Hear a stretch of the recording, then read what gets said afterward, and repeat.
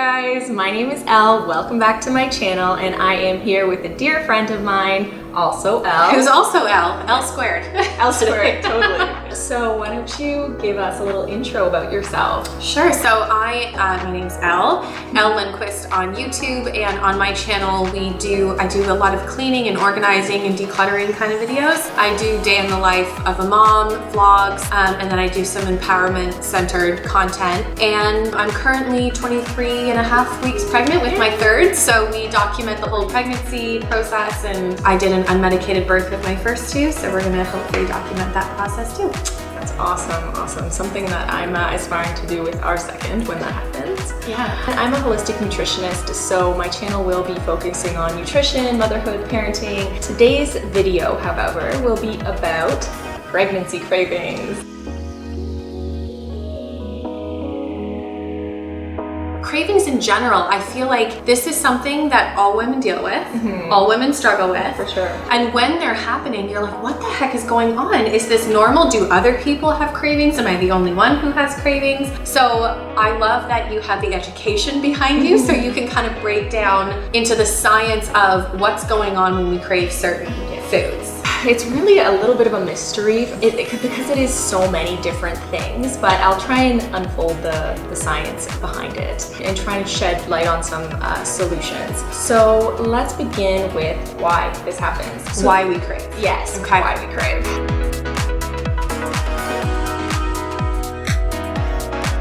So this typically happens around the first to second trimester, but it can last the whole way through. Did you experience any this time around? I experienced more cravings with my first. It wasn't so much that I was craving specific things, it was more so that nothing sounded good to me. And the only thing that sounded good was like potatoes. Oh, okay. So I lived off of fries, baked potatoes, reduced salt, Ruffles, chips. I just wanted like bland starchiness. Okay. So I guess that would have been the craving.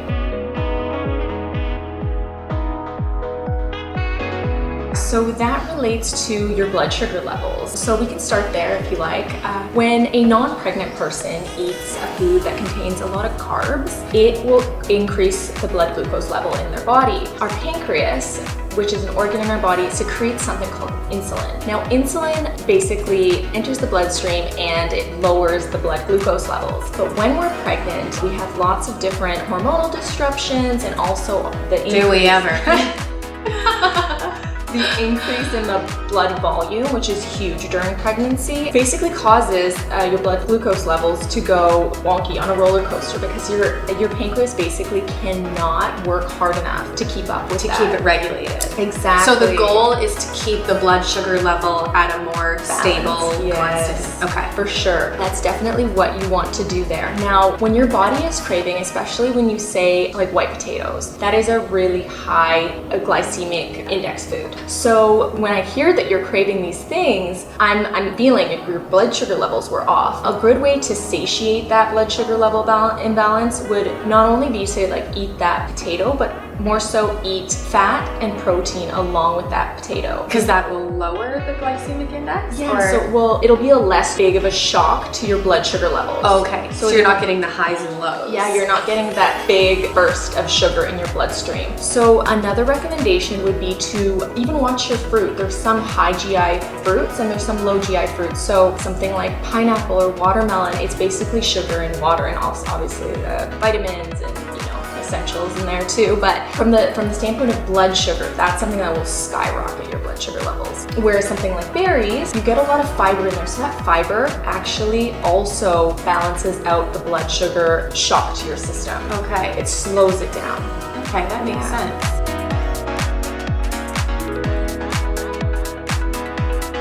How much does hormonal changes and shifts play into cravings? Because I find for me, pregnant or not, I crave more when I'm pregnant and I crave more when I'm close to my period, which is a hormonal shift as well, right? Yes. So do hormones play a role in cravings, or is that more just in your head? Great point. Okay, so hormones are a huge factor in the pregnancy craving equation. Okay, so it's not just in your head. No, definitely Definitely not. So as you were saying, excellent point about before your period. So at different points in your cycle, whether you're on your period, menstruating, prenatal, postnatal, breastfeeding, or menopausal, your hormones are, having great shifts. Two hormones that really play a huge part in this are estrogen and progesterone. Right. Progesterone specifically goes up really high during pregnancy. Now, progesterone causes us to want to eat. It increases our appetite, which is a great... Sure does. Yeah, so this is a great thing during pregnancy because from a evolutionary standpoint, we want to make sure that we're, feeding our soon-to-be baby. Our bodies are growing, so we need the extra calories. So what's going on with our hormones to impact craving? Okay, so progesterone. So progesterone spikes, so you want a lot of food, you want more food. When this is imbalanced, you want too much food. So we really want to basically regulate those hormones, get the progesterone level to a normal place. So the best ways to do this is actually with fiber. So let's get really TMI here. When you're pregnant, your risk to constipation goes up highly. Does it ever? Yeah, are you suffering from this? Can I ask? Yes, heck yeah. It ebbs and flows. Yes, I find if there's days where I'm on with my nutrition and I'm drinking the water I should be drinking and I'm eating the foods I should be eating, it's not that bad. Okay. But if any one of those isn't in perfect alignment, I tend to get constipated like way easier and faster than I would if I wasn't pregnant. Does that make sense? Yeah. Yeah. Let me break down why that is.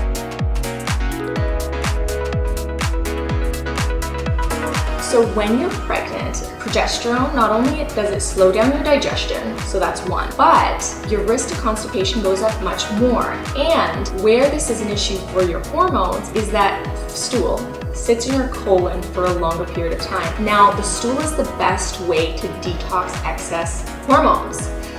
So if it's just sitting there, it actually gets reabsorbed back into your bloodstream from the colon. Okay. How crazy is that? Yeah, that's nuts. Although I have heard that a lot of other health stuff starts in your gut. That like gut health is like the basis for migraines, and I've heard food cravings, even mental health. Yes. Like depression and stuff is worse if you don't have optimal gut flora. Yes. I'm a huge advocate for gut health and what we still don't even have this topic fully researched because there's so much information coming out. What an important place the gut plays in our health. 80% of our immunity resides in the gut. Really? 80%, which is a huge amount. Right? Yeah. So when you're pregnant, it is critical that even prior to your pregnancy, you don't suffer from gut dysbiosis, which is when you have too much bad bacteria, not enough good bacteria. Those bad bacteria basically taking over the gut. And this can cause sugar cravings because Candida. Yes, I was just gonna say yeast likes sugar.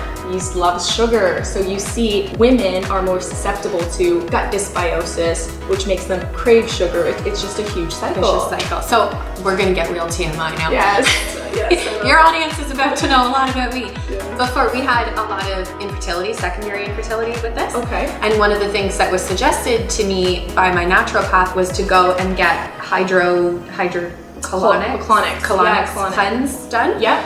And so I did that, and that was quite the experience. Oh man, did you videotape that one? No, some things are sacred. I do vlog a lot of my life, but no, not that one. But I will say right after, she did warn me, you're gonna crave sugar for the next couple days, and it's because you need to build the healthy gut flora again. So she said, make sure you're taking probiotics, and if you find yourself craving sugar over the next couple days after getting colonics done, take more and more of the healthy bacteria. So that makes, I didn't know why, but that makes so much sense. So how do we prevent that? Like, because if I'm pregnant and my progesterone is higher, what do I do?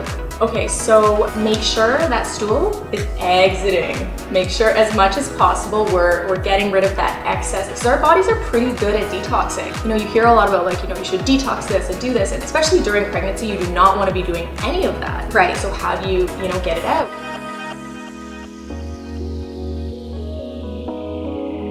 So what can we do to kind of help prevent the constipation and you know, along with it, the sugar cravings that will come with it. Yeah, so an excellent place to go is with a probiotic, a good probiotic. But I always try and encourage using foods prior to introducing a supplement. Okay. So my favorite way to do this is with sauerkraut. So I love sauerkraut. So I'm Eastern European, so I love sauerkraut. I typically like to make it myself, but you can buy it in jars. Is it hard to make? It is not hard to make. Actually, I'm going to do a YouTube video. Okay, so yeah, do a YouTube video. Yeah. And kimchi is along the same lines, right, as sauerkraut? Yes, kimchi is very similar to sauerkraut. It's not for everyone's taste palette, but again, sauerkraut I prefer sauerkraut. Me too. Yeah. So kimchi is kind of the Asian version of sauerkraut, I'd like to call it. But I like to actually have some prior to my meal.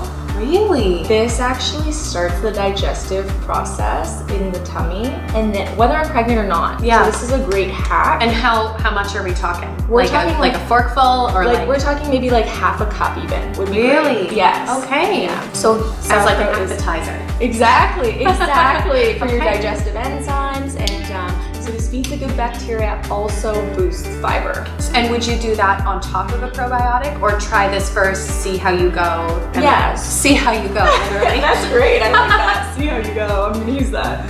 Again, I try and do everything with food. However, I do add a probiotic in my daily routine. Okay. It is person dependent, but during pregnancy, because you need that extra oomph, I would definitely add the probiotic as well. Good to know. So I've heard people say, and I can sometimes even beat myself up with this too, of being like, the craving is just in your head. Like it's a mind game, and it's a mind over matter. And if you're craving something, and if you give into that craving, then sometimes I can feel like I don't have enough willpower or something, and that battling cravings is just a matter of having enough willpower. Yeah.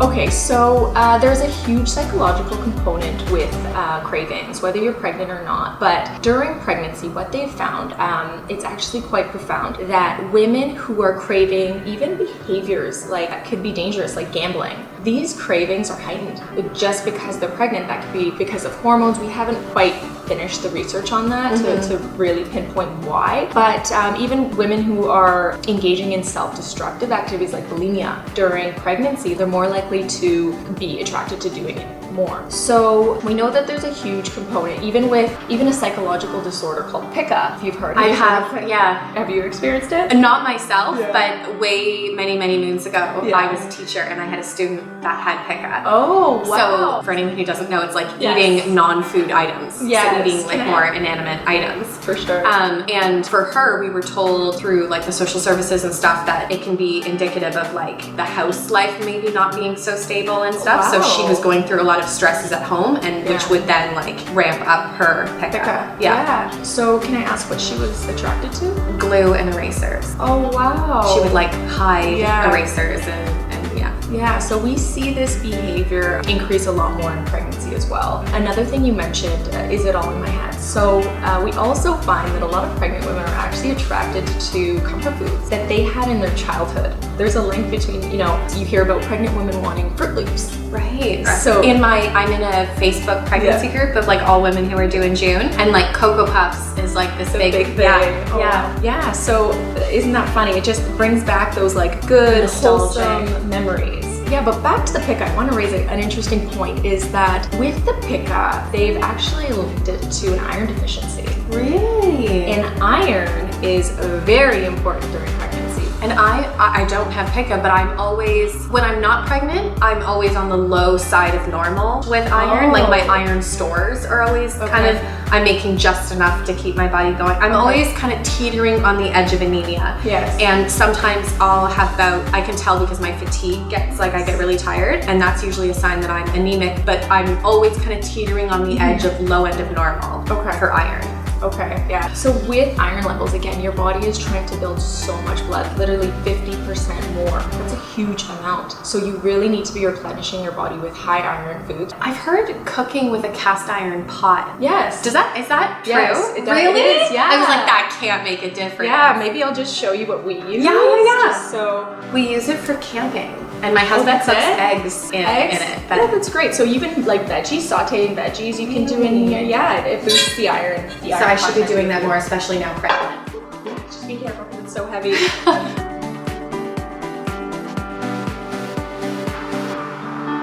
So let's talk about salt, because you said you were having a craving. Yeah. So with salt cravings, as I mentioned before, your blood volume goes up substantially, and there's salt in your blood, sodium, that actually becomes more diluted because we have so much extra The blood water. volume goes up. Exactly. Okay, that makes sense. Exactly. So the blood volume goes up, and now your body's craving it to get it back in. You know, after a workout, I hear after a sweaty workout, people crave soda water, and it's your body craving that sodium to replenish your cells. That makes tons of sense too, because when I was craving salt, it was with my first, when I was craving, like, I would get the reduced salt, but like just plain chips with salt. It was more so in the first trimester, which is when you're building all the extra blood. Something to consider if you're a vegan is adding more Himalayan salt to your diet, because if you're a very clean eating vegan, you're eating a lot of vegetables and not a lot of meat. Meat is a huge source of sodium.